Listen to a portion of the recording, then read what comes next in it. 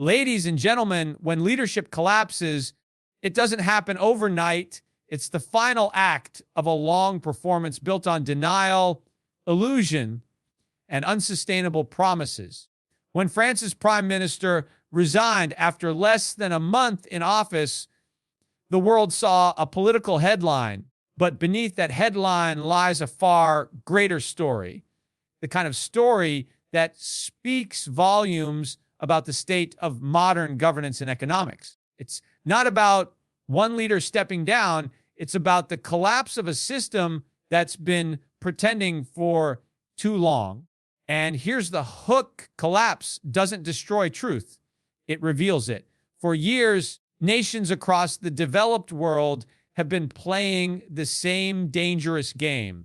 They've been borrowing, spending, and inflating their way into what they call stability. But stability built on deception is never real. When you see leaders come and go faster than market cycles, that's not coincidence.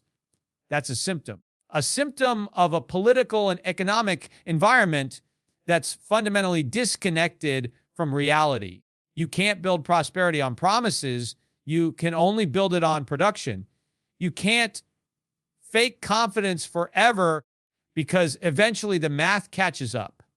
And when the math catches up, it always wins. People often see collapse as the end of something, but it's really the beginning of understanding when a government fails, when policies implode, or when leadership evaporates.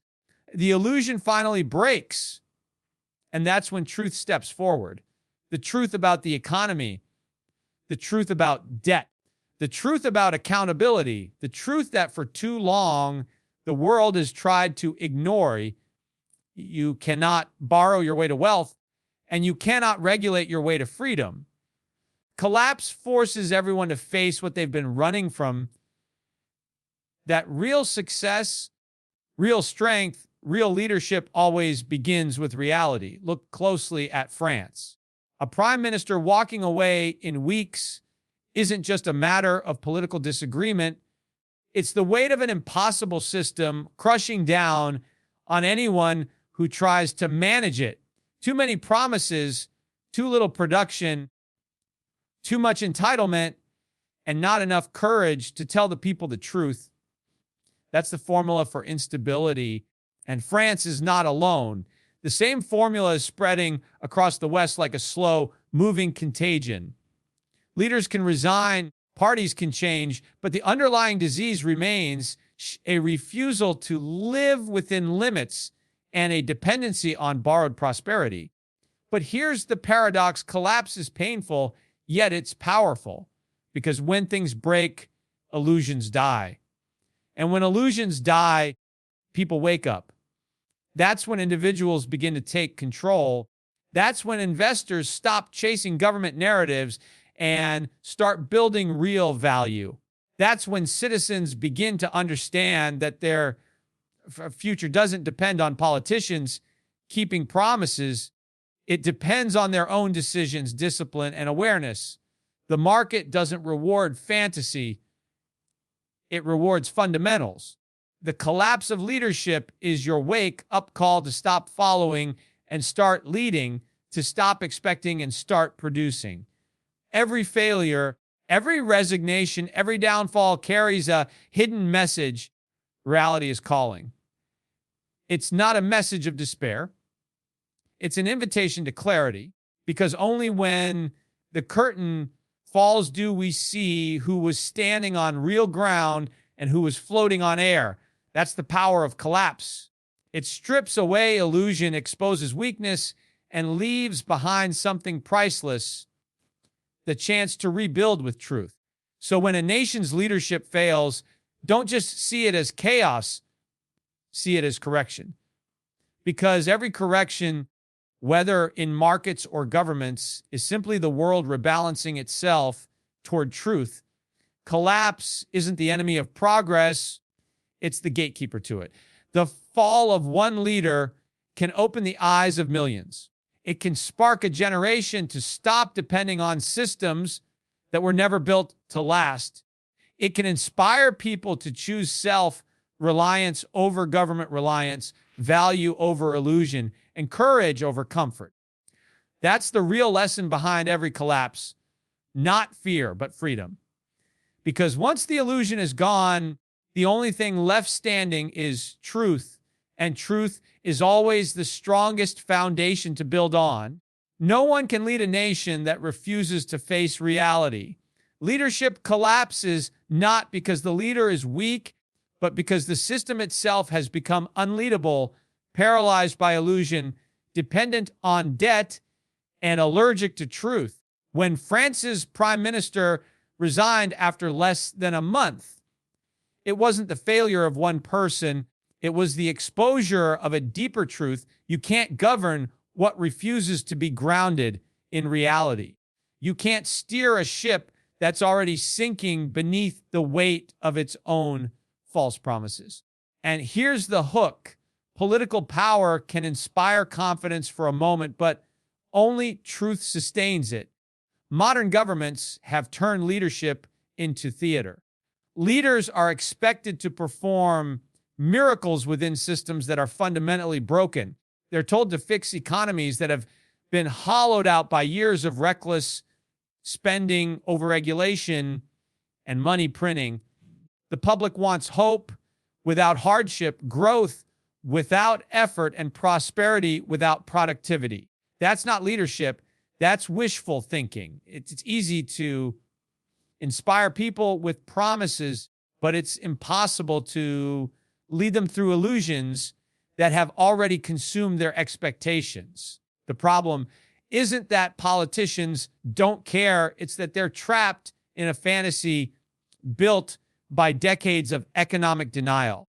How can a prime minister promise stability when the nation is buried in debt? How can anyone talk about progress when the economic engine is powered by borrowed money and inflated currency? Leadership is not about pleasing the public. It's about preparing them for reality. And in a world where truth has become unpopular, every honest leader is set up to fail. The moment a politician tells people that endless spending, entitlement, and welfare dependency have consequences, the system turns against them. That's why leadership today is short-lived, because truth no longer fits into politics. But here's the irony. People say they want strong leaders, yet they reject the strength that comes from honesty. True leadership isn't about managing appearances. It's about managing truth.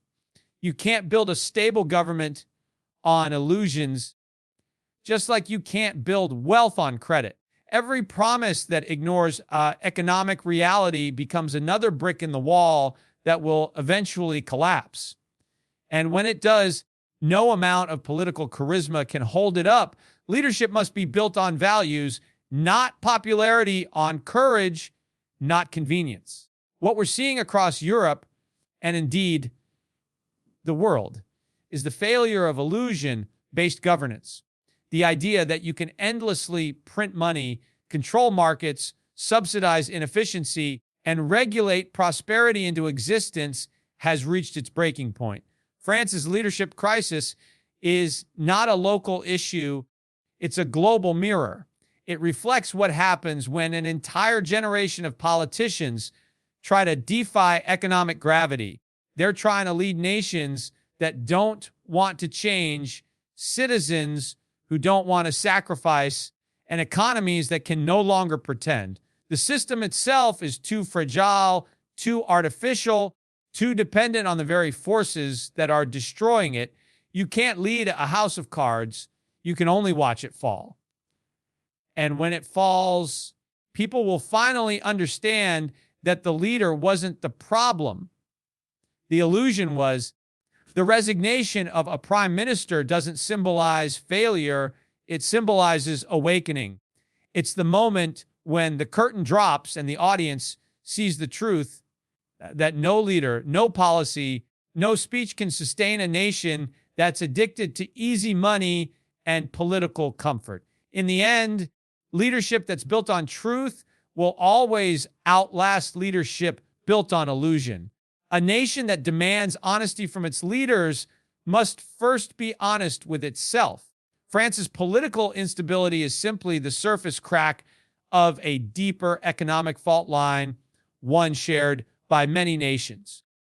And while weak systems may reject strong leaders, the fall of those systems clears the way for a new kind of leadership, not one born in government chambers, but in the minds of individuals who understand reality, embrace responsibility, and refuse to live in denial. That's where the next generation of true leaders will emerge, not from politics, but from truth.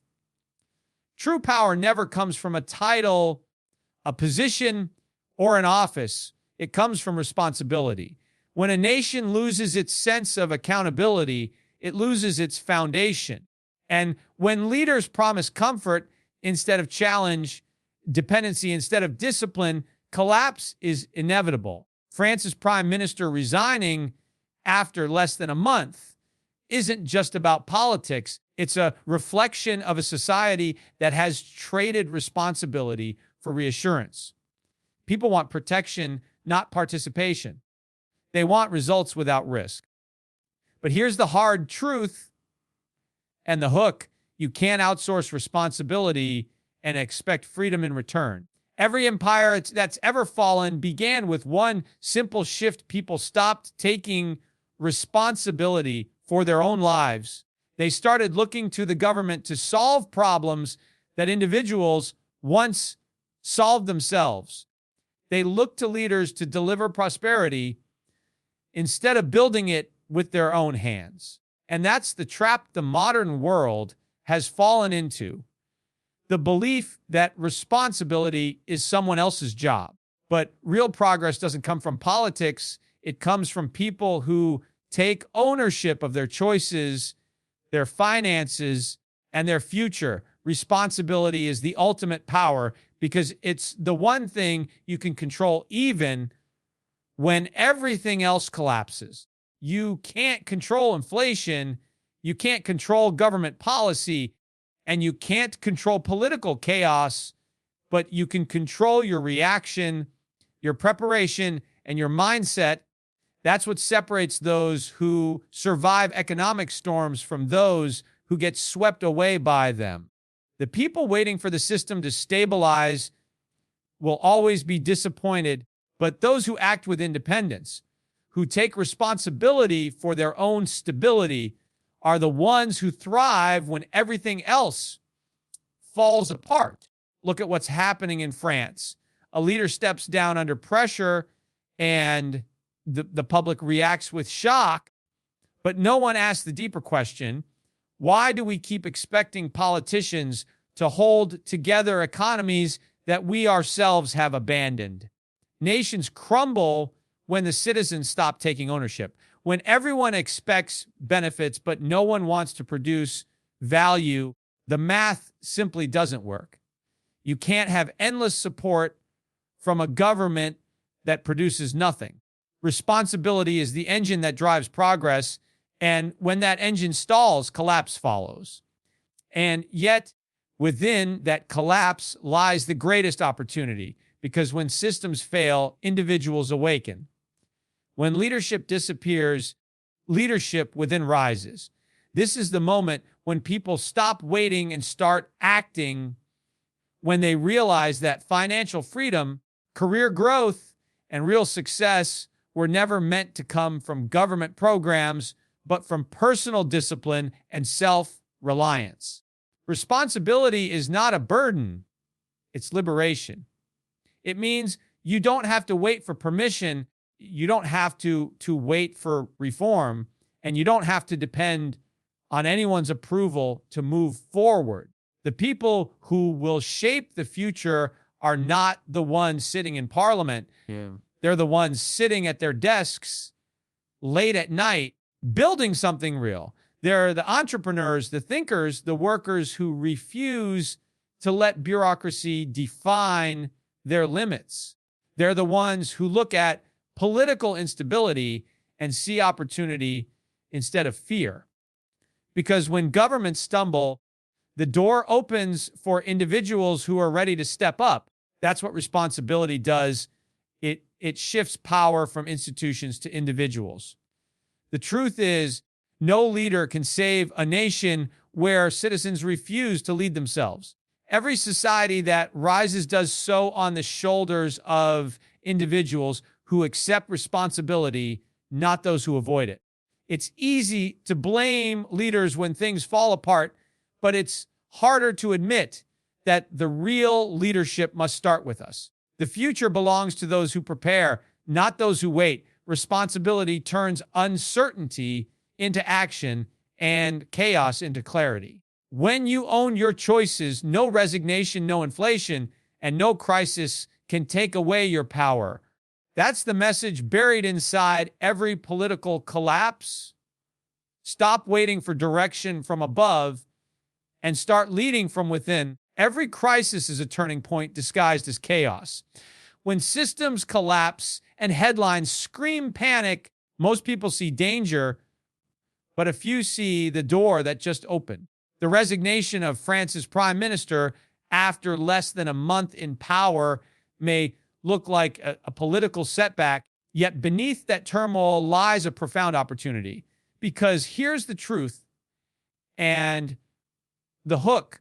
Crisis doesn't destroy wealth, it transfers it. It moves from the hands of those who are afraid to the hands of those who are prepared. The difference between loss and gain is not luck, it's vision. Those who can see through panic to possibility are the ones who will own the future. Every generation faces moments when the world feels uncertain, when leadership falters, and when trust in the system evaporates. But those moments are exactly when the greatest opportunities emerge. The markets don't care about emotion, they care about preparation. History is clear. Every major financial shift, every economic breakdown, every political implosion has created a new wave of wealth for those who refuse to be blinded by fear. When most people run from volatility, a few move toward it with discipline, understanding that chaos is simply the market resetting the balance between illusion and value. Look at France right now. Political instability, economic pressure, public frustration, it all sounds like a crisis. But what it really means is that the old system is cracking. When governments stumble, innovation accelerates. When trust in leadership collapses, people start to think independently. And independence is the birthplace of opportunity. The entrepreneur who builds something valuable when the government fails is the one who rewrites the rules. The investor who studies fundamentals instead of headlines will see profits long after others have sold in fear. Every crisis clears the noise and exposes what's real, and real value always rises when everything else burns away. The people who lose during crises are the ones who depend on stability to succeed. The ones who win are those who create stability from within. That's why mindset matters more than policy. You can't control a government, a currency, or a political decision, but you can control how you respond. You can choose to panic or you can choose to prepare. The market rewards courage, not comfort. And courage doesn't mean ignoring risk. It means seeing risk clearly and acting anyway. That's what separates those who build wealth from those who watch it disappear. In every downturn, someone is getting rich. The question is never whether there's opportunity. It's whether you're positioned to seize it. The same event that destroys one person's fortune can build another's. The same instability that sends a country into panic can inspire an individual into action. The key is understanding that opportunity doesn't show up in calm times. It hides inside the storm. When you realize that, fear turns into focus. When leadership fails, it's not the end of progress. It's the transfer of responsibility. The fall of institutions gives rise to innovation. The loss of political direction creates a space for personal leadership. That's why every collapse in history has also been a catalyst for a new era of growth. It's not the strongest or the smartest who thrive in those moments. It's the most adaptable. The ones who understand that wealth is not destroyed, it's simply redistributed to those who move while others freeze. So when a prime minister resigns or a market plunges, don't ask, what did we lose? Ask, what can I build now that others are too afraid to see?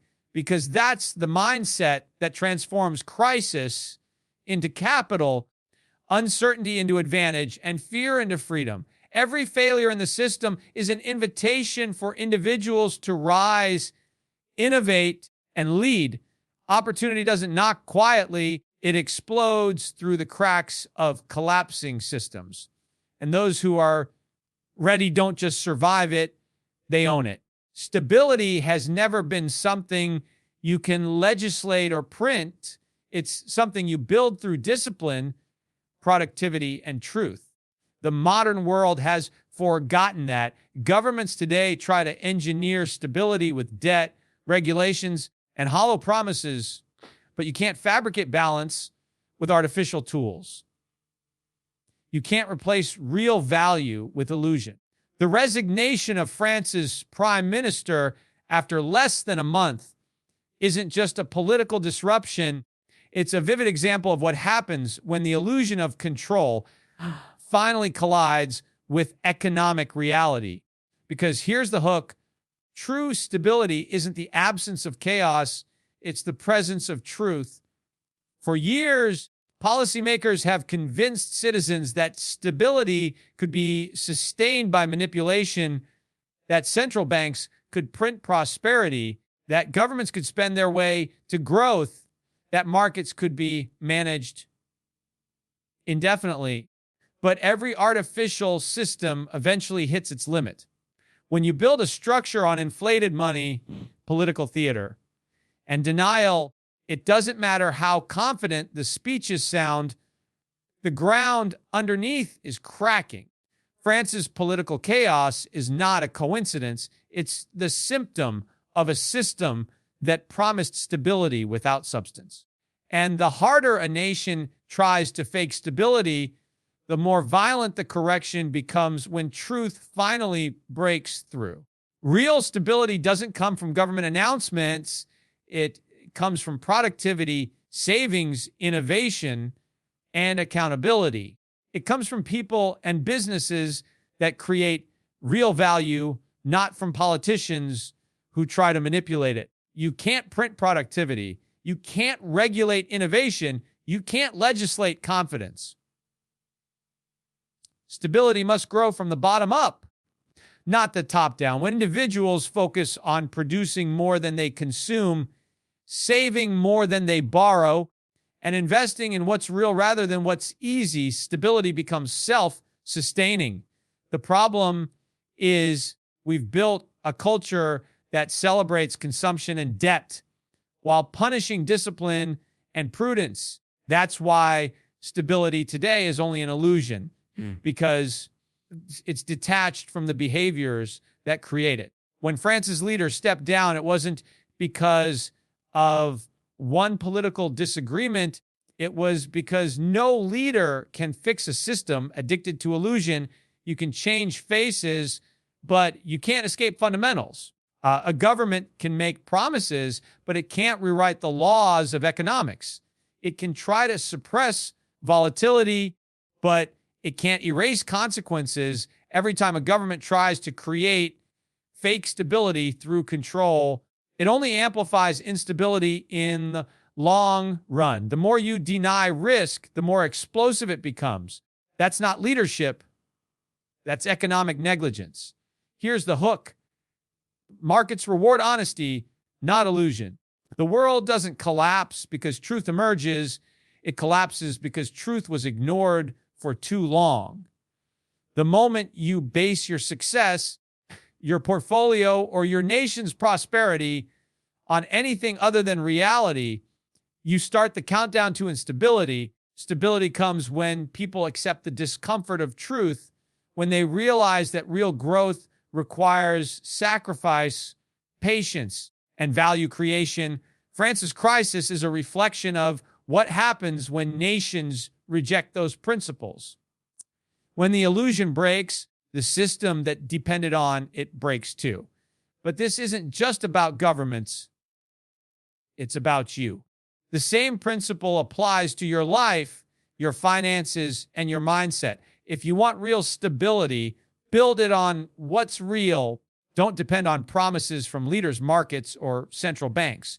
Build it on skills, knowledge, hard work, and assets that hold value no matter what currency does. The people who live grounded in reality never panic when illusions collapse because their foundation doesn't move. When the world shakes, they don't fall, they rise. Every collapse reminds us of one simple truth. Fake stability always feels comfortable until it disappears. Real stability, on the other hand, takes effort, courage, and discipline. But once it's built, nothing can shake it. The lesson France offers is universal. Stop chasing comfort and start building reality. Because when illusions fade, only truth stands firm, and truth has never needed a bailout. When nations begin to stumble, it is not the end of civilization. It is the beginning of revelation. Every time a political system fractures or a government loses control, something powerful happens beneath the surface.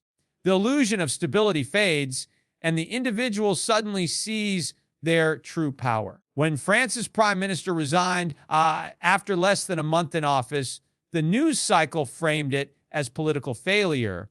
But in reality, it was something far greater. It's a signal that the age of blind dependence is ending. Because here's the hook. When nations falter, individuals rise. History has always rewarded those who refuse to collapse with the system.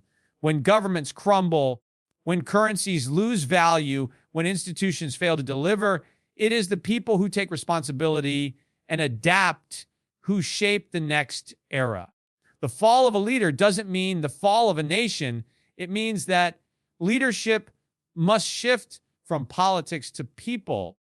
In times of uncertainty, it's not the policies that matter most. It's the mindset. Nations fall because they forget that progress has never come from the top down. It comes from individuals who dare to act when everyone else hesitates. When the system becomes unstable, fear spreads like wildfire.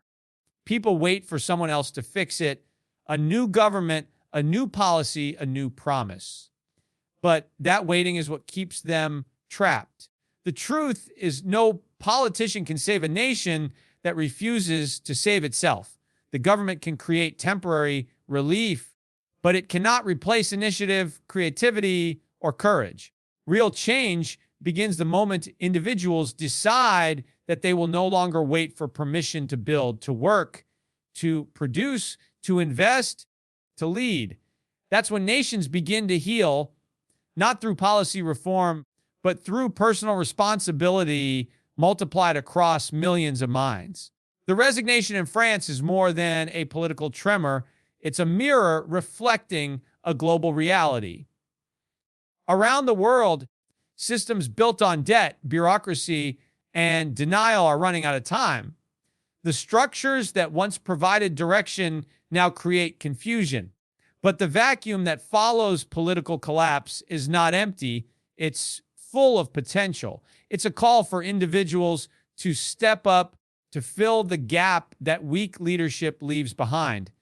Because when the system can no longer lead, leadership doesn't disappear.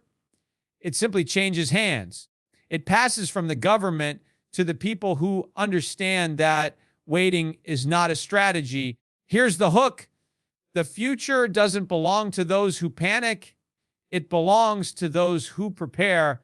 The fall of a government might shake institutions, but it cannot shake the individual who has built independence, financial, mental, and moral. The person who invests in knowledge, who builds real assets, who stays disciplined when others are distracted, becomes the anchor in the storm. While the masses react to uncertainty with fear, the prepared individual sees a once in a generation opportunity to create, to invest, and to lead. Because in every collapse, there is always a vacuum, and history shows that those who fill that vacuum first define what comes next. The world is entering a stage where the old models no longer work. Central banks are running out of options, governments are running out of credibility, and citizens are running out of patience. But this isn't a reason to despair, it's a reason to evolve. The failure of systems forces the rise of self-reliance. It's the point where individuals stop outsourcing their destiny and start owning it. That's how every great movement begins, with people who stopped waiting for orders and started building their own path. When nations falter, it's not the end of progress, it's the test of it. Every downfall, every resignation, every crisis is an invitation for individuals to rediscover the strength they've always had. You can't control the system, but you can control how you respond to it. The world doesn't need more politicians making promises. It needs more people keeping them to themselves, to their families, to their principles. When the government's voice grows weaker, your voice must grow louder. When institutions lose credibility, your actions must earn it. The future will not be rebuilt by leaders in office, but by individuals who decide that no collapse is strong enough to silence their determination. Because while nations may falter, those who understand their own power never will.